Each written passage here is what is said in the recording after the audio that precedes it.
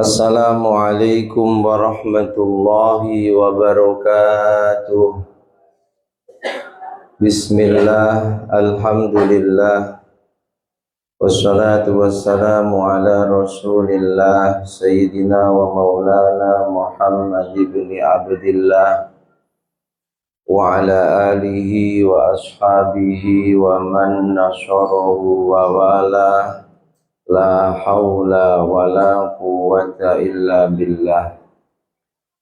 Subhanaka la ilma lana illa ma 'allamtana innaka antal alimul hakim. Rabbi shrah li sadri wa yassir li amri wahlul 'uqdatam min lisani yafqahu qawli. Amin. Amma ba'd. Bapak Ibu hadirin wal hadirat jamaah semuanya yang kami hormati, kami muliakan, kaum muslimin muslimat, mukminin mukminat rahimana wa rahimakumullah wa as'adakumullah. Mari kita awali majlis kita ini dengan sama-sama beristighfar kepada Allah dan membaca sayyidul istighfar. Mudah-mudahan dengan segala kekurangan majelis kita, Allah berkenan meridhoi dan menerimanya menjadi majelis yang istiqomah, yang membawa barokah, membawa manfaat, juga membawa maslahah untuk agama, dunia, sampai akhirat kita. Amin, amin, Allahumma amin. Astaghfirullahaladzim li wa liwalidayya wa li ashabil huquqil wajibati alayya wa li masyayikhina wa li ikhwanina wa li jami'il muslimina wal muslimat wal mu'minina wal mu'minat al ahya'i minhum wal amwat. Astaghfirullahaladzim alladzi la ilaha illa huwal hayyul qayyum wa atubu ilaih. Asyhadu an la ilaha illallah wa asyhadu anna Muhammadar Rasulullah sallallahu alaihi wasallam. Allahumma anta rabbi la ilaha illa anta khalaqtani wa ana abduka wa ana ala ahdika wa wa'dika mastata'tu. A'udzu bika min syarri ma sana'tu. Abu laka bi ni'matika alayya wa abu'u bidhanbi faghfir li fa innahu la yaghfiru dhunuba illa anta. Bismillahirrahmanirrahim. Bin niyyati liridha illah wa li husuli syafaati Rasulillah sallallahu alaihi wasallam wa li qadha'i hawaijina wa hawaijikum khassa li qadha'i hawaiji sahibil hajah insyaallah min hawaijid dini wad dunya wal akhirah wa li futuhi qulubina wa qulubikum wa li futuhi qulubi jami'i auladina dhurriyyatina wa azwajina banatina wa talamidina wa tilmidatina wa jama'atina futuhal arifin futuhal ulama'il amilin wassalihin wa ala ma nawaw bisalafun as-salihun. Ajarakumullah. Al-Fatihah. A'udzu billahi minasy syaithanir rajim. Bismillahirrahmanirrahim. Alhamdulillahi rabbil alamin arrahmanir rahim maliki yaumiddin. Iyyaka na'budu wa iyyaka nasta'in. Ihdinas siratal mustaqim. Siratal ladzina an'amta 'alaihim ghairil maghdubi 'alaihim waladdallin. Amin. Ila hadratin Nabi Mustafa Sayyidina Maulana Muhammadin sallallahu alaihi wasallam وإلى حضرة آبائه وأمهاته وذرياته وإخوانه من الأنبياء والمرسلين والأولياء والشهداء والصالحين والصحابة والتابعين والعلماء العاملين والمصنفين المخلصين والصوفية المتقدمين وجميع الملائكة العرش والملائكة المقربين خصوصا سيدنا مولانا شيخ القطب الرباني والغوث السمداني سيدنا الشيخ عبد القادر الجيلاني رضي الله عنه وسيدنا الشيخ أبي الحسن علي الشاذلي رضي الله عنه إلى حضرة جميع أولياء التسع وجميع أولياء الله في هذه الولاية Batam وprovinsi Kepulauan Riau ما حوله جميع مشايخنا ومشايخ مشايخنا الأحياء منهم والأموات وعشرنا حضرة وكيجي علي زهدي وكيجي عبد الحميد وكيجي نور إسلام وكيجي حاج أمينة وكيجي عبد الكريم وكيجي مرزوق دانان وكيجي معروسة وكيجي صالح وكيجي محمد معصوم جوهري وكيجي أحمد إدريس مرزوقي وكيجي يحيى محروس وكيجي عبد العزيز منصور وكيجي ميمون جبين وكيجي أحمد حبيب الله زيني وكيجي محمد معروف زين الدين وكيجي نواوي وكيجي عبد الكريم وجميع مشايخ معدل البوية وإلى حضرة رمكيجي محمد الواني أمين وكيجي شعراني أحمد بن يسمى وكيجي عبد السلام رمكيجي محمد معصوم أكا رمكيجي أحمد بشير رمكيجي حجي رجل أسناوي إلى حضرة رمكيجي عبد السلام إلى حضرة رمكيجي أحمد المكان كجل وإلى حضرة جميع مشايخنا ومشايخنا في مؤسسة مقال الهدى والأروانية وإلى حضرة جميع مؤلفي الكتب التي تعلمناها وعلمناها حضرة سيدنا الإمام محمد بن إدريس الشافعي وسيدي الشيخ أحمد بن حسين أحمد الأسفياني وسيدي الشيخ أحمد زين بن عبد العزيز المليباري إلى حضرة سيدي الشيخ زين الدين بن علي المليباري سيدي الشيخ محمد نواوي وإلى حضرة جميع من أجازنا من المشايخ إلى المنتهى خاصة إلى حضرته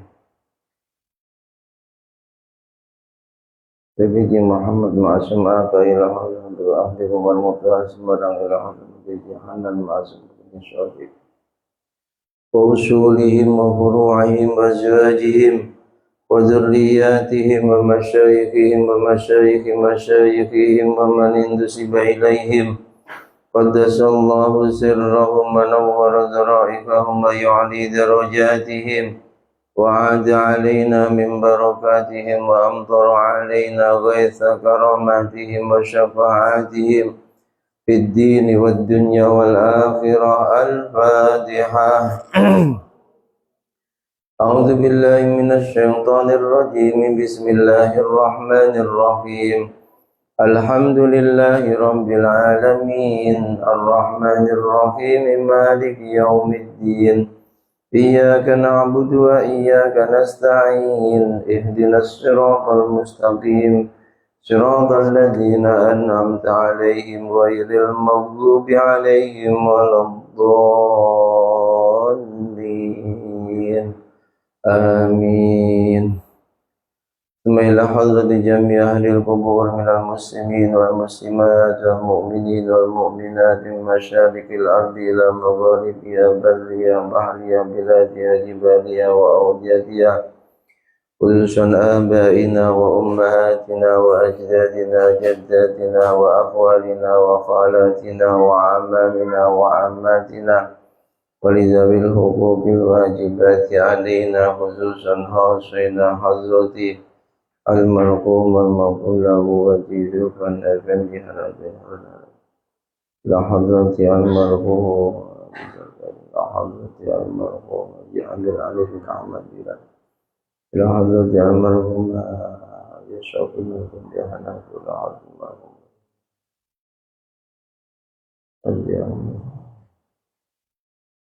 جميع جماعة مجلس تعليم شفاء القلوب المرحومين والمرحومات وعموما إلى حضرة جميع قبور من حضروا في هذا المجلس المبارك غفر الله ذنوبهم ونور قبورهم وستر عيوبهم ورفع درجاتهم وجعل قبورهم روضة من رياض الجنة. شيء لله لنا ولهم الفاتحة. أعوذ بالله من الشيطان الرجيم. بسم الله الرحمن الرحيم. الحمد لله رب العالمين الرحمن الرحيم مالك يوم الدين. إياك نعبد وإياك نستعين. اهدنا الصراط المستقيم صراط الذين أنعمت عليهم غير المغضوب عليهم ولا الضالين. رب اغفر لي ولوالدي وللمؤمنين آمين. كلام قديم لا يمل سماؤه تنزأ عن قوله وفعل ونيات به أشتفي من كل داء ونوره دليل لقلبهم تجاني وخيراتي. فيا رب متعني بسر خلوفي ونوّر به قلبي وسمعي ومقلتي. ويا ربي يا فتاح افتح قلوبنا وفهم به قلبي علوم الشريعة. قرآننا من معجزات المصطفى محمدا أجلها نفعا على أمته مسرمدا. أجلها نفعا على أمته مسرمدا. طوبى لمن يحفظ دنيا وأخرى أبدا. وكيف لا إذا يموت جسمه لن يفسدا. وكيف لا إذا يموت جسمه لن يفسدا. يا رب صل على الرسول محمد سر العلا والأنبياء والمرسلين الغر خاتما أولا نلغر خاتما أولا. يا رب نور قلبنا بنور قرآن جلا وافتح لنا بدرس أو قراءة ترتلى وافتح لنا بدرس أو قراءة ترتلى وارزق بفهم الأنبياء لنا وأياما تلا ثبت به إيماننا دنيا وأخرى كاملا ثبت به إيماننا دنيا وأخرى آمن آمن آمن آمن Indonesia Raya Amin Amin Amin Amin Amin Ya Rabbal Alamin Amin. Bismillah. Ya mujibas sa'ilin. Bismillahirrahmanirrahim. Allahumma iftah alaina hikmataka wanshur alaina rahmataka min khazain rahmatika ya arhamar rahimin.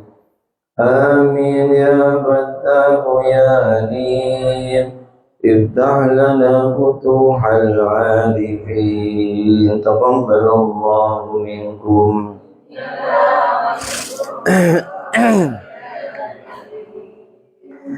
أعوذ بالله من الشيطان الرجيم بسم الله الرحمن الرحيم الحمد لله رب العالمين الرحمن الرحيم مالك يوم الدين إياك نعبد وإياك نستعين اهدنا الصراط المستقيم صراط الذين أنعمت عليهم غير المغضوب عليهم ولا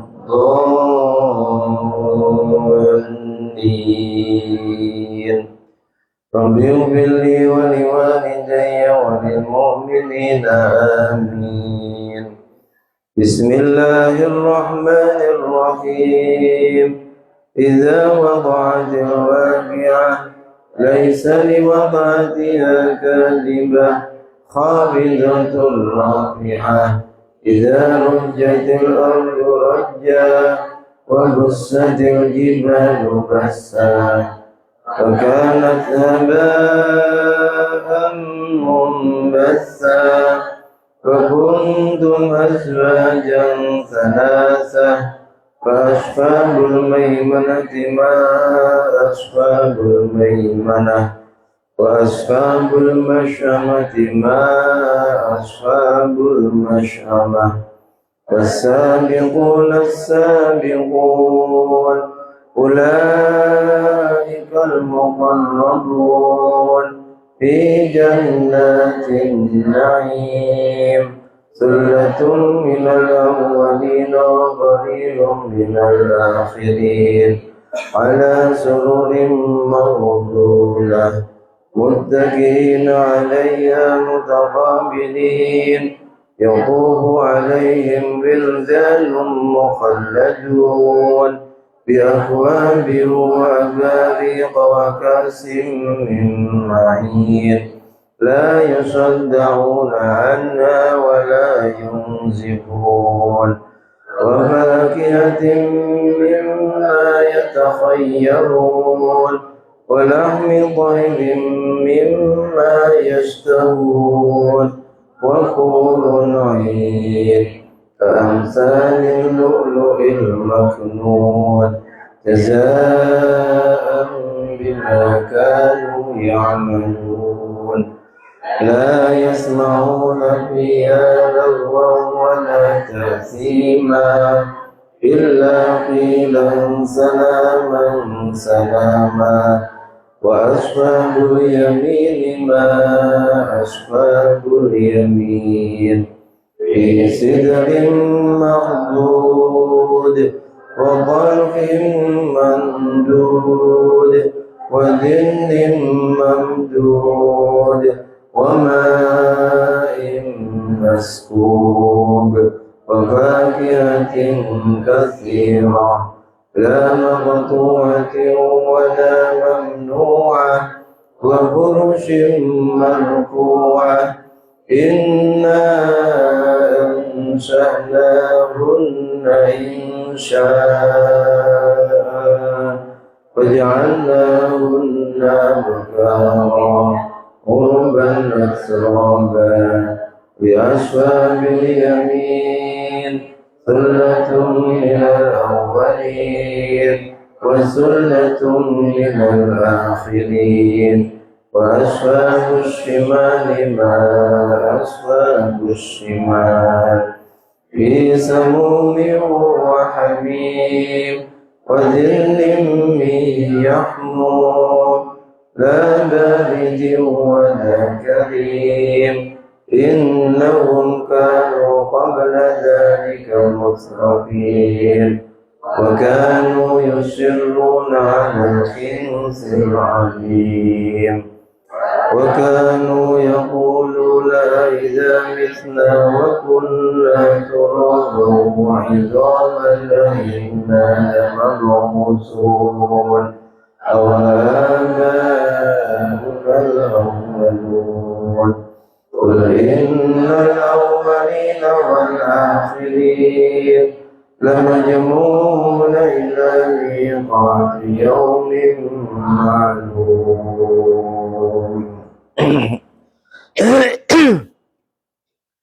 بسم الله الرحمن الرحيم الحمد لله رب العالمين حمد الذاكرين حمد النائمين حمد الشاكرين حمدا يوافي نعمه ويكافئ مزيده يا ربنا لك الحمد كما ينبغي لجلال وجهك الكريم ولعظيم سلطانك يا أرحم الراحمين يا أرحم الراحمين فرج علينا والمسلمين يا حي يا قيوم يا فتاح يا رزاق يا غني يا مغني الصلاة والسلام عليك يا سيدنا يا رسول الله يا حبيب الله أغثنا أغثنا أغثنا سريعا بعزة الله اللهم صل وسلم على سيدنا محمد صلاة تنجينا بها من جميع الأهوال والآفات وتقضي لنا بها جميع الحاجات وتطهرنا بها من جميع السيئات وترفعنا بها عندك أعلى الدرجات وتبلغنا بها أقصى الغايات من جميع الخيرات في الحياة وبعد الممات وتبلغنا بها حج بيتك الحرام وزيارة قبر نبيك عليه أفضل الصلاة والسلام مرة بعد مرة كرة بعد كرة في لطف وعافية وسلامة وبلوغ المرام وعلى آله وصحبه وبارك وسلم. اللهم اغفر لنا ذنوبنا وذنوب والدينا وارحمهم كما ربونا صغارا ولمشايخنا ولمشايخ مشايخنا ولأصحاب الحقوق الواجبات علينا ولمؤلف الكتب التي تعلمناها وعلمناها ولمن أحسن إلينا وأساء علينا وللمؤمنين والمؤمنات والمسلمين والمسلمات الأحياء منهم والأموات. اللهم إنك تعلم سرنا وعلانيتنا فاقبل معذرتنا، وتعلم حاجاتنا فأعطنا سؤالنا، وتعلم ما في نفسنا فاغفر لنا ذنوبنا. اللهم إنا نسألك إيمانا يباشر قلوبنا ويقينا صادقا حتى نعلم أنه لن يصيبنا إلا ما كتبته علينا، والرضا بما قسمته لنا يا ذا الجلال والإكرام. اللهم يا أول الأولين ويا آخر الآخرين ويا ذا القوة المتين ويا راحم المساكين ويا أرحم الراحمين، أنت رب العالمين بهاء الرحمة وميم الملك ودار الدوام، يا من وأكون القاف ندمكم هاء آمين.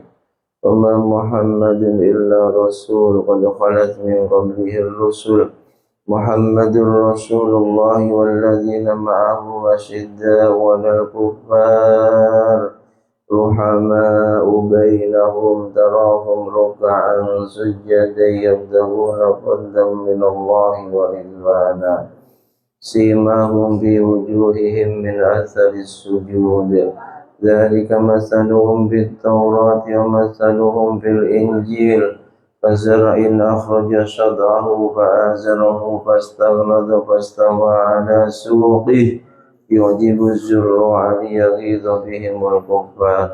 وعد الله الذين آمنوا وعملوا الصالحات منهم مغفرة وأجرا عظيما.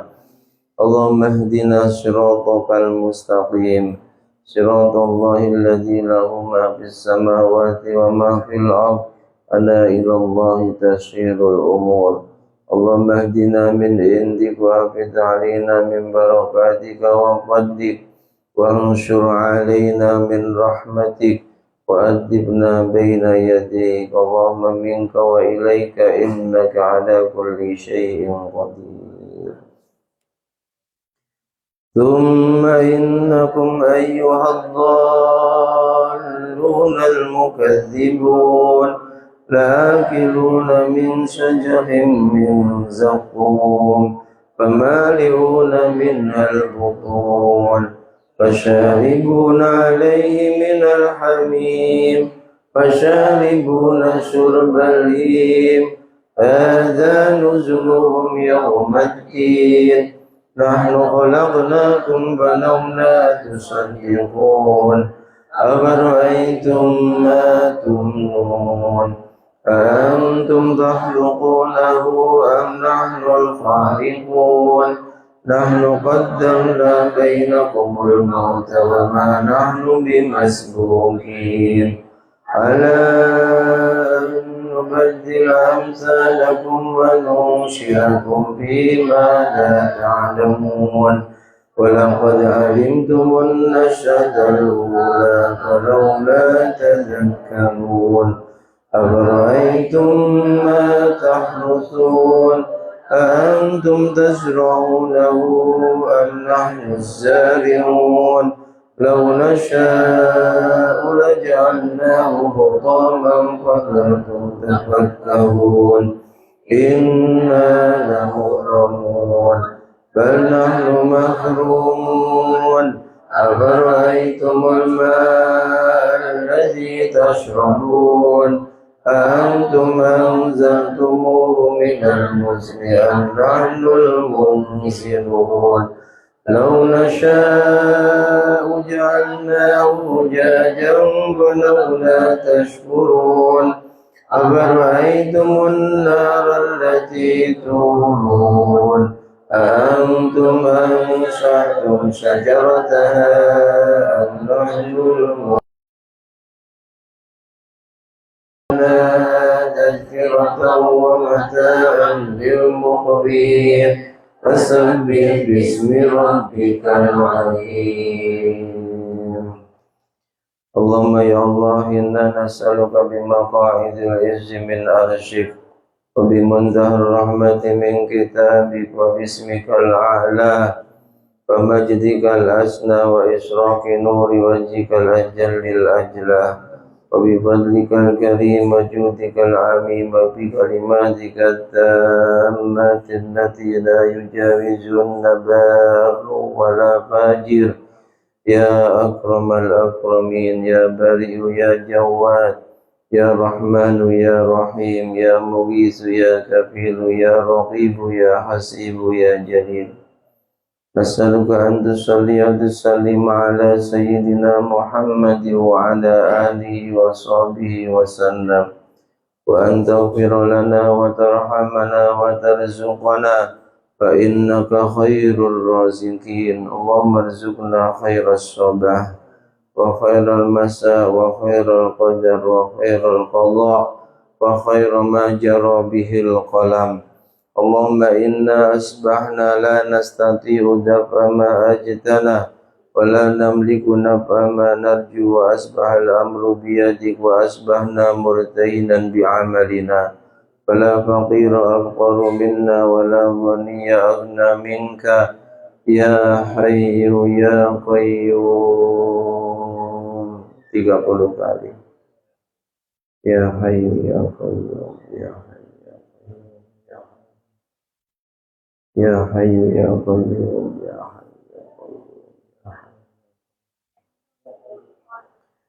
ya hayyu ya qayyum ya hayyu ya hayyu ya qayyum ya hayyu ya hayyu ya qayyum ya hayyu ya qayyum ya hayyu ya hayyu ya qayyum ya hayyu ya qayyum ya hayyu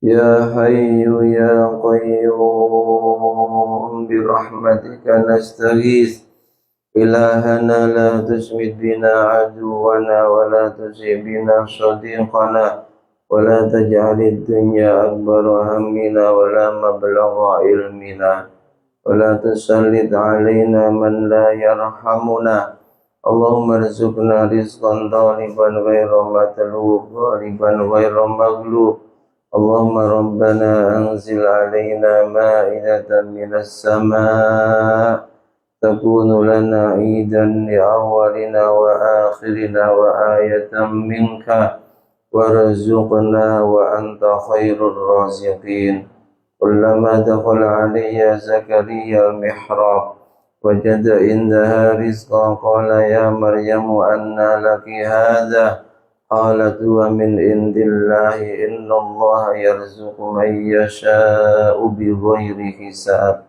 Allahumma inna nas'aluka bijudika wa bikaramika wa bijahi nabiyyika Muhammadin sallallahu alaihi wasallam wa bisyafa'atih.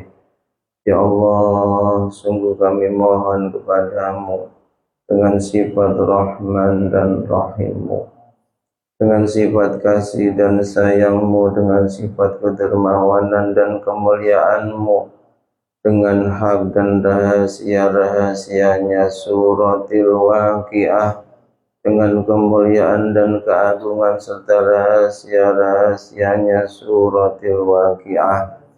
Mudahkan segala urusan kami ya Allah ya Rabb, urusan agama, urusan dunia, urusan akhirat.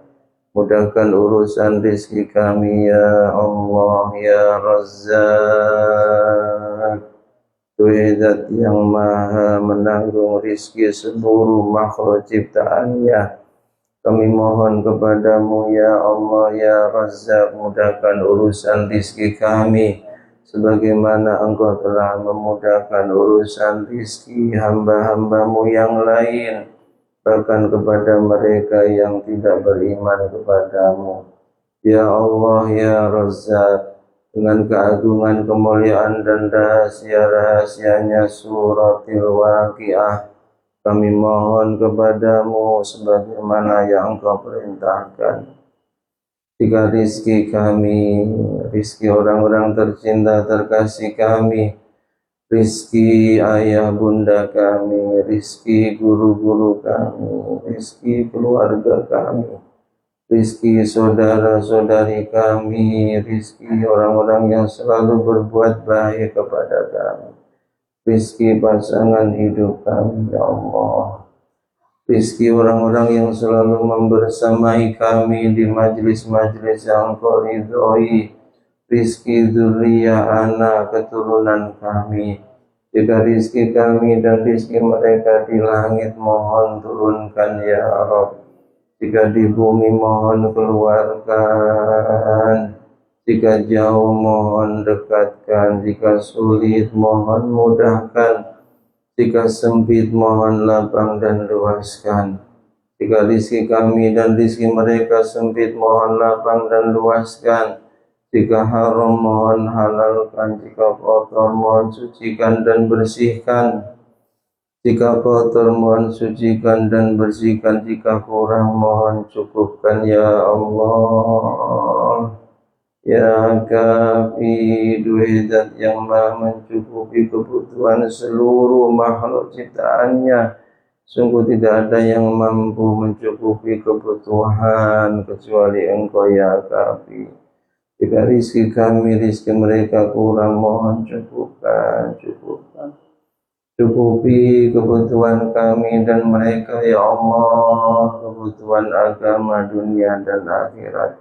Jika sedikit mohon banyakkan, jika sudah banyak mohon tetapkan dan mudahkan, mohon tetapkan dan mudahkan, anugerahkan kepada kami dan kepada mereka apa yang telah Engkau anugerahkan kepada hamba-hambamu yang sholihin, hamba-hambamu yang sabirin, hamba-hambamu yang syakirin.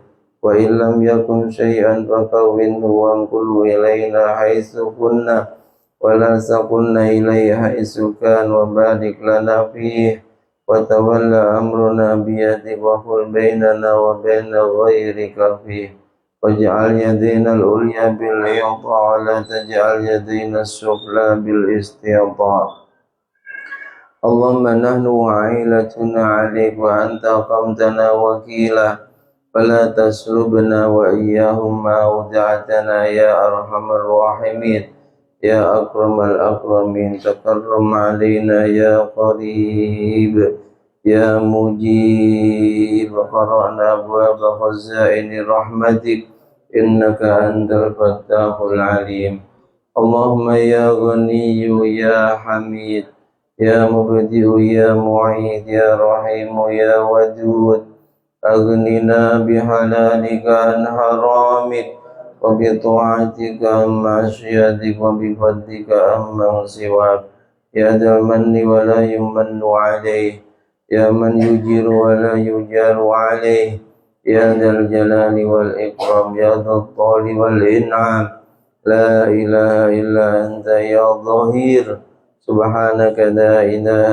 إلا أنت يا أمان الخائفين اللهم إن كنت كتبتنا عندك في أم الكتاب شقيا أو محروما أو مطرودا فأثبتنا عندك في أم الكتاب سعيدا مرزوقا موفقا للخيرات فإنك قلت وقولك الحق في كتابك المنزل على لسان نبيك المرسل يمحو الله ما يشاء ويثبت وعنده أم الكتاب دعوناك اللهم كما أمرتنا فاستجب لنا كما وعدتنا يا حي يا قيوم يا بديع السماوات والأرض يا ذا الجلال والإكرام فرج عنا ما نحن فيه من الضيق يا قديم الإحسان يا حنان يا منان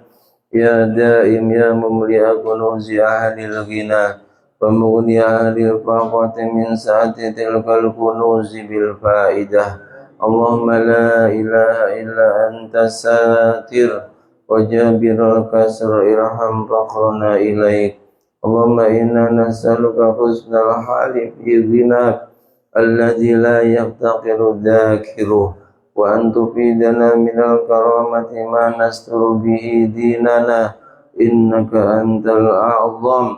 وهذه ليلة جديدة نسألك الإسمة فيه من الشيطان والمعونة على هذه النفس الأمارة بالسوء، والاستغلال بما يقربنا إليك الزلفى يا ذا الجلال والإكرام.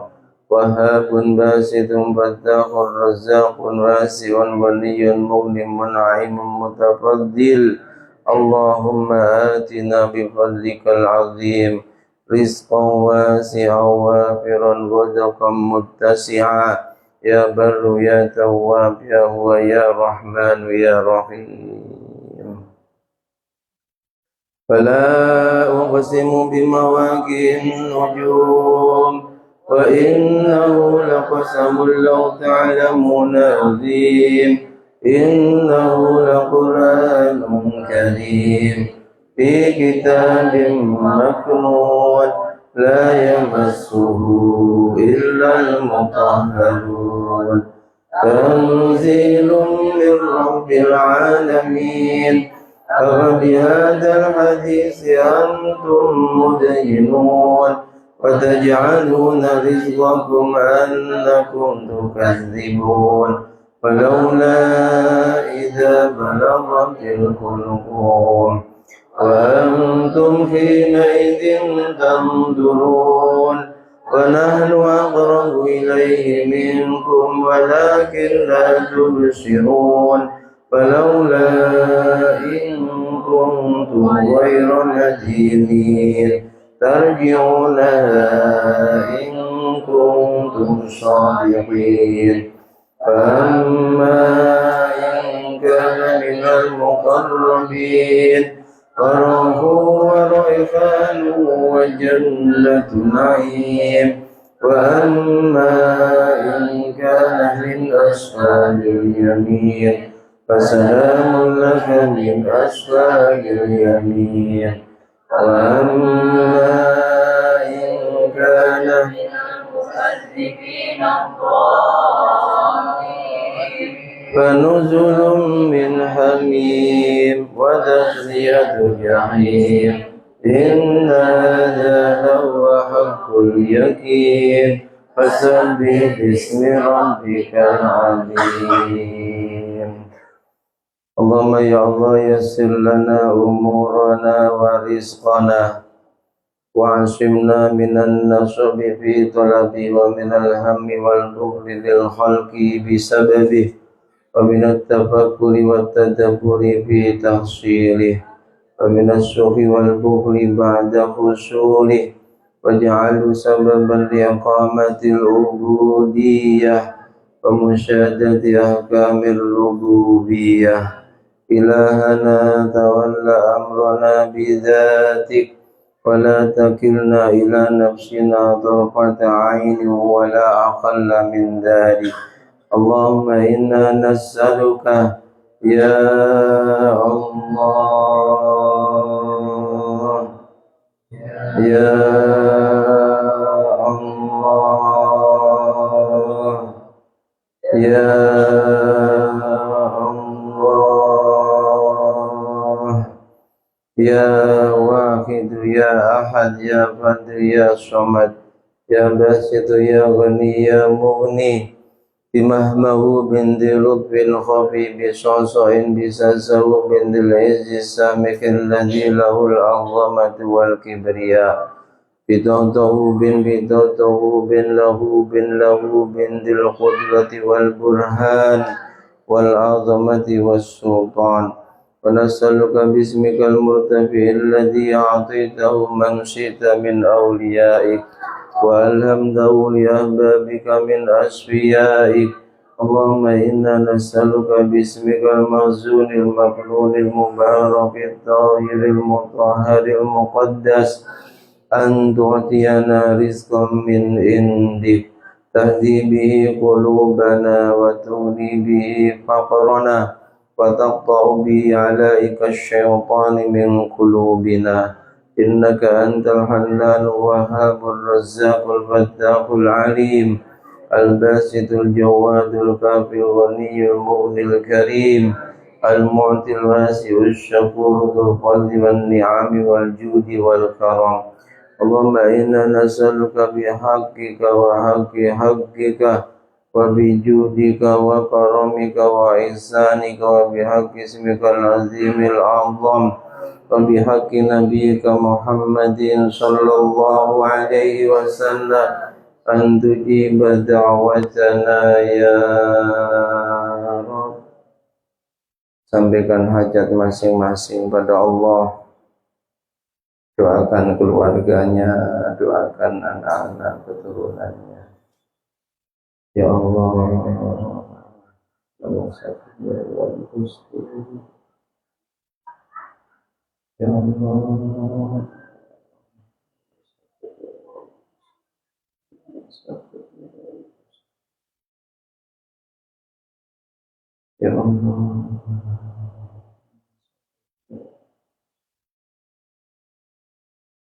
ya Allah, ya Allah. أن تجيب دعوتنا يا مجيب الدعوات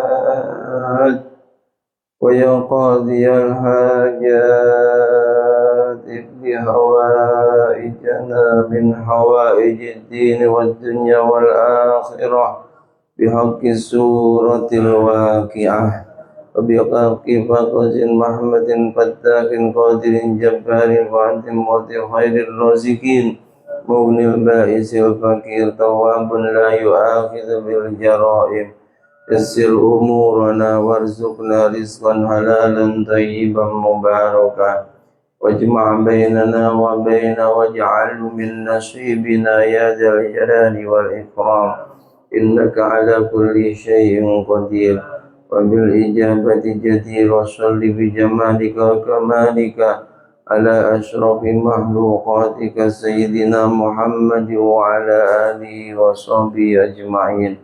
اللهم إنا أصبحنا وأمسينا ونحن نحب الخير ونكره الشر وسبحان الله والحمد لله ولا إله إلا الله والله أكبر ولا حول ولا قوة إلا بالله العلي العظيم. اللهم اهدنا بنورك لنورك فيما يرد علينا منك وفيما يصدر منا إليك وفيما يجري بيننا وبين خلقك. اللهم سخر لنا رزقنا وعصمنا من الخرس والتعب في طلبه ومن سهر القلب وتعلق الفكر بسببه ومن الذل للخلق فيه ومن الشح والبخل بعد حصوله. اللهم يسر لنا رزقا حلالا طيبا وعجل لنا به يا نعم المجيب يا نعم المجيب يا نعم المجيب. اللهم إنه ليس في السماوات دورات ولا في الأرض غمرات ولا في البحار قطرات ولا في الجبال مدرات ولا في الشجر ورقات ولا في الأجسام حركات ولا في العيون لحظات ولا في النفوس خطرات إلا وهي بك عارفات ولك مشاهدات وعليك دانات وفي ملكك متحيرات وفي القدرة التي سخرت بها أهل الأرض والسماوات سخر لنا قلوب المخلوقات إنك على كل شيء قدير. اللهم ارحم فقرنا واجبر كسرنا واجعل لطفك في أمرنا واجعل لنا لسان صدق واجعله محلا للخطاب والنطق بالصواب والعمل بالسنة والكتاب. اللهم ذكرنا إذا نسينا ويقظنا إذا غفلنا واغفر لنا إذا عصينا واقبلنا إذا أطعنا وارحمنا إنك على كل شيء قدير.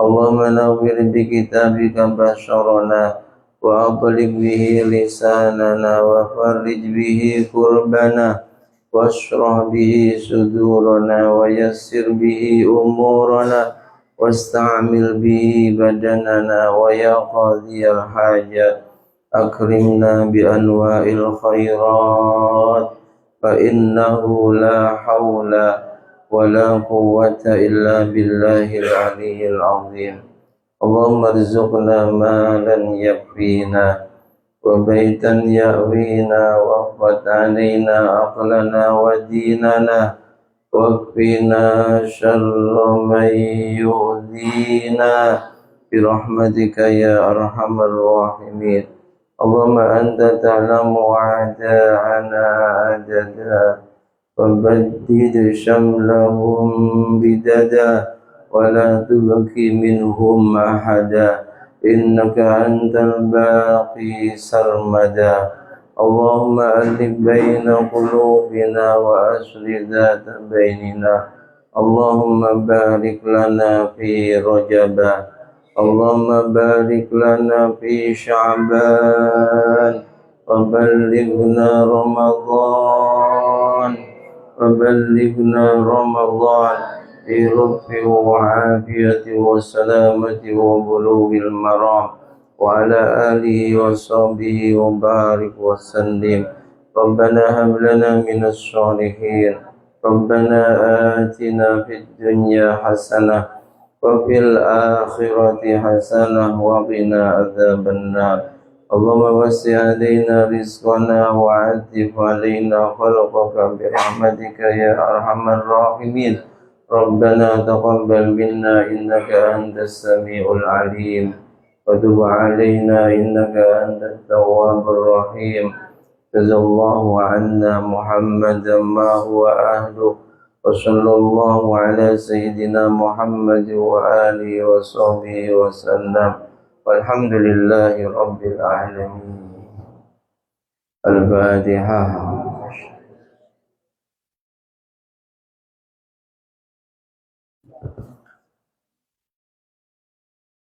اللهم صل على سيدنا محمد وأشغل الظالمين بالظالمين اللهم صل على سيدنا محمد وأشغل الظالمين بالظالمين وأخرجنا من بينهم سالمين وعلى آله وصحبه أجمعين الله Ustaz subkan Sayyidina Muhammad وأشغل الظالمين بالظالمين اللهم صل على سيدنا محمد وأشغل الظالمين بالظالمين وأخرجنا من بينهم سالمين وعلى آله وصحبه أجمعين. Sekali lagi, Allahumma sholli ala sayyidina Muhammad wa ashghili الظالمين بالظالمين اللهم صل على سيدنا محمد وأشرد الظالمين بالظالمين وأخرجنا من بينهم سالمين وعلى آله وصحبه أجمعين. Surah Yasin ya, surah Yasin. Ya silakan yang punya HP baca surah Yasin ya. Dipimpin Sasukan silakan. Ya. A'udzu billahi minasyaitonir rajim. Bismillahirrahmanirrahim. Yasin wal Qur'anil Hakim. Innaka laminal mursalin ala siratin mustaqim. Tanzilal azizir rahim. لتنذر قوما ما أنذر آباؤهم فهم غافلون. لقد حق القول على أكثرهم فهم لا يؤمنون. إنا جعلنا في أعناقهم أغلالا فهي إلى الأذقان فهم مقمحون. وجعلنا من بين أيديهم سدا ومن خلفهم سدا فغشيناهم فهم لا يبصرون. وسواء عليهم أأنذرتهم أم لم تنذرهم لا يؤمنون. إنما تنذر من اتبع الذكر خشي الرحمن بالغيب فبشره بمغفرة وأجر كريم. إنا نحن نحيي الموتى ونكتب ما قدموا وآثارهم وكل شيء أحصيناه في إمام مبين. واضرب لهم مثلا أصحاب القرية إذ جاءها المرسلون إذ أرسلنا إليهم اثنين فكذبوهما فعززنا بثالث فقالوا إنا إليكم مرسلون. قالوا ما أنتم إلا بشر مثلنا وما أنزل الرحمن من شيء إن أنتم إلا تكذبون. قالوا ربنا يعلم إنا إليكم لمرسلون وما علينا إلا البلاغ المبين. قالوا إنا تطيرنا بكم لئن لم تنتهوا لنرجمنكم وليمسنكم منا عذاب أليم. قالوا طائركم معكم أئن ذكرتم بل أنتم قوم مسرفون. وجاء من أقصى المدينة رجل يسعى قال يا قوم اتبعوا المرسلين اتبعوا من لا يسألكم أجرا وهم مهتدون. وما لي لا أعبد الذي فطرني وإليه ترجعون. أأتخذ من دونه آلهة إن يردني الرحمن بضر لا تغن عني شفاعتهم شيئا ولا ينكرون. إني إذا لفي ضلال مبين. إني آمنت بربكم فاسمعون. قيل ادخل الجنة قال يا ليت قومي يعلمون بما غفر لي ربي وجعلني من المكرمين وما أنزلنا على قومه من بعده من جند من السماء وما كنا منزلين إن كانت إلا صيحة واحدة فإذا هم خالدون يا حسرة على العباد ما يأتيهم من رسول إلا كانوا به يستهزئون ألم يروا كم أهلكنا قبلهم من القرون أنهم إليهم لا يرجعون وإن كل لما جميع لدينا محضرون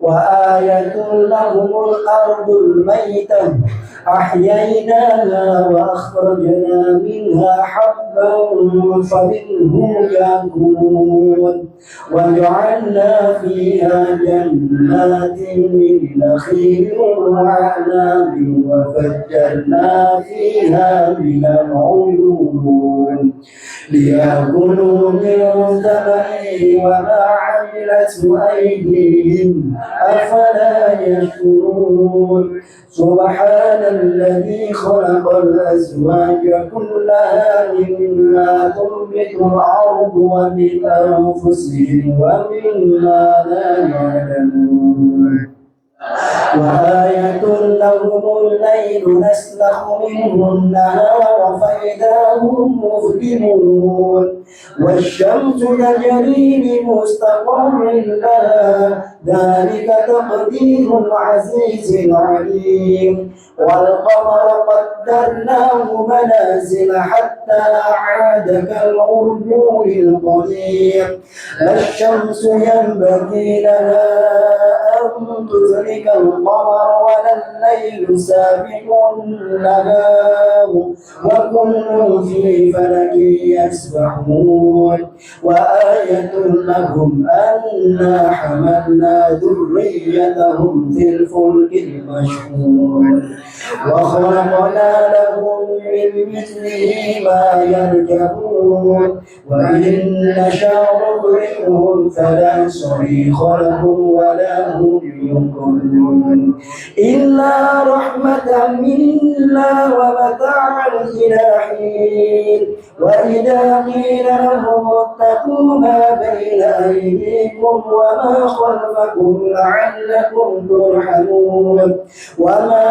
تأتيهم من آية من آيات ربهم إلا كانوا عنها معرضين وإذا قيل لهم أنفقوا مما رزقكم الله قال الذين كفروا للذين آمنوا أطعموا من لو يشاء الله أطعمه إن أنتم إلا في ضلال مبين ويقولون متى هذا الوعد إن كنتم صادقين ما ينظرون إلا صيحة واحدة تأخذهم وهم يخسرون فلا يستطيعون توصية ولا إلى أهلهم يرجعون ونفخ في الصور فإذا هم من الأجداث إلى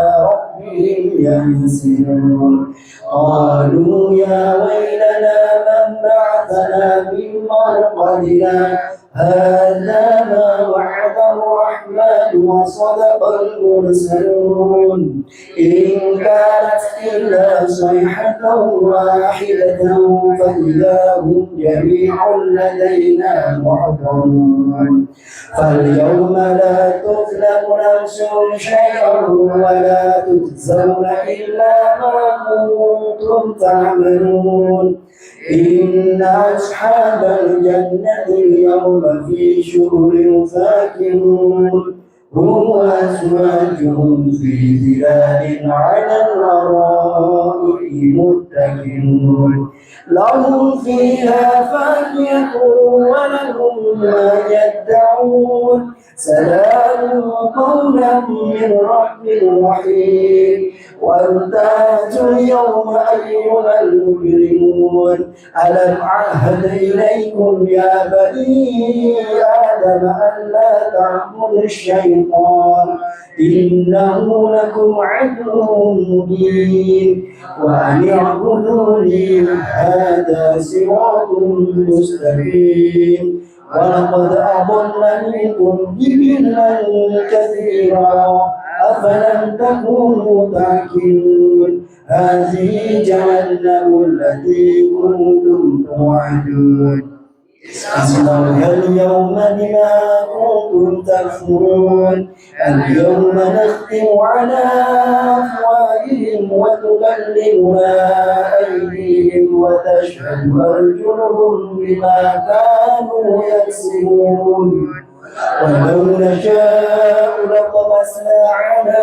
أعينهم فاستبقوا الصراط فأنى يبصرون ولو نشاء لمسخناهم على مكانتهم فما استطاعوا مضيا ولا يرجعون ومن نعمره نكسه في الخلق أفلا يعقلون وما علمناه الشعر وما ينبغي له إن هو إلا ذكر وقرآن مبين لينذر من كان حيا ويحق القول على الكافرين أولم يروا أنا خلقنا لهم مما عملت أيدينا أنعاما فهم لها مالكون وذللناها لهم فمنها ركوبهم ومنها يأكلون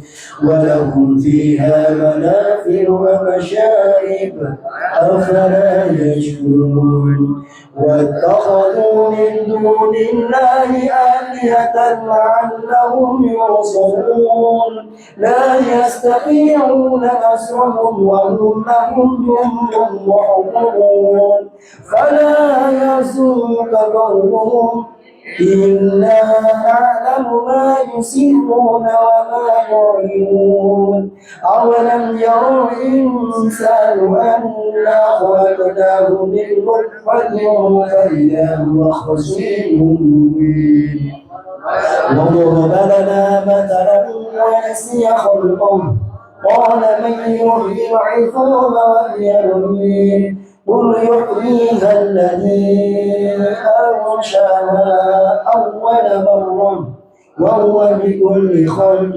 عليم الذي جعل لكم من الشجر الأخضر نارا فإذا أنتم منه توقدون أوليس الذي خلق السماوات والأرض بقادر على أن يخلق مثلهم بلى وهو الخلاق العليم إنما أمره إذا أراد شيئا أن يقول له كن فيكون فسبحان الذي بيده ملكوت كل شيء وإليه يرجعون صدق الله العظيم.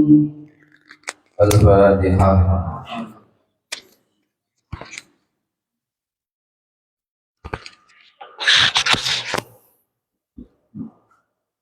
Bismillahirrahmanirrahim. Alhamdulillahi rabbil alamin. Allahumma salli wa sallim ala sayyidina Muhammad wa ali sayyidina Muhammad. Allahumma ighfir lana dhunubana. Ampuni dosa-dosa kami ya Allah. Ampuni dosa kedua orang tua kami, dosa guru-guru kami, terkhusus kedua orang tua kami ya Allah, kasih sayangi keduanya sebagaimana keduanya telah mendidik, merawat dan menyayangi kami di saat kami masih kecil. Ampuni dosa para leluhur kami, ampuni dosa saudara-saudari kami, kaum muslimin, muslimat, mukminin, mukminat, baik yang masih hidup maupun yang sudah meninggal. Terkhusus ibunda kami ya Allah, almarhumah Haji Aminah binti Haji Ahmad Arif yang hari ini bertepatan dengan 100 hari wafatnya. Allahumma ja'al dzalika fida'an lahum wa lana wa laha minan nar wa hijaban lahum wa laha wa lana minan nar wa sitran lahum wa laha wa lana minan nar wa itqan lahum wa laha wa lana minan nar wa fikakan lahum wa laha wa lana minan nar. Ampuni semua dosa almarhumah ya Allah, terima semua amal kebaikannya, tutupi aib-aib dan kekurangannya, angkat derajatnya di sisimu, lapang luaskan alam kuburnya ya Rabb, terangi alam kuburnya ya Rabb, jadikan alam kuburnya menjadi taman dari taman-taman surgamu, bukan menjadi jurang dari jurang-jurang nerakamu. Ya Allah, dengan keagungan dan kemuliaan baginda Nabi Muhammad sallallahu alaihi wasallam. Ya Allah, dengan keagungan dan kemuliaan baginda Nabi Muhammad dan keluarganya baginda Nabi Muhammad sallallahu alaihi wasallam, kami mohon kepadamu ya Rabb, kasih sayangi almarhumah di alam kuburnya dengan rahmat dan ampunanmu. Jangan engkau murkai almarhumah, jangan engkau azab dan siksa almarhumah di alam kuburnya. Ya Allah, kami semua bersaksi bahwa almarhumah hamba-Mu yang baik. Ya Allah, sungguh kami semua bersaksi bahwa almarhumah hamba-Mu yang baik. Ya Allah, sungguh kami semua bersaksi bahwa almarhumah hamba-Mu yang baik. Tempatkan almarhumah di tempat yang terbaik di sisi-Mu ya Rabb ya Rabbal Alamin.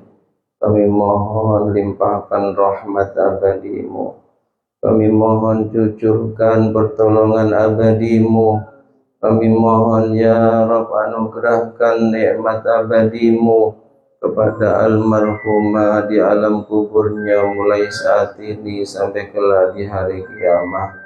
Kumpulkan almarhumah dengan para leluhurnya, dengan guru-gurunya, dengan sahabat-sahabatnya, dengan orang-orang yang dicintainya, yang seiman, seakidah dan seagama. Kumpulkan di tempat yang terbaik di sisi-Mu ya Rabb ya Rabbal Alamin. Ya ayyatuhan nafsul mutmainnah, irji'i ila rabbiki radiyatan mardiyah, fadkhuli fi ibadi wadkhuli jannati. Allahumma in kanat muhsinatan fazid fi ihsaniha. Jika almarhumah saat hidup di dunia punya kebaikan, mohon dengan segala kekurangannya, terima kebaikannya ya Rabb. Tambahkan terus pahala kebaikannya ya Rabb.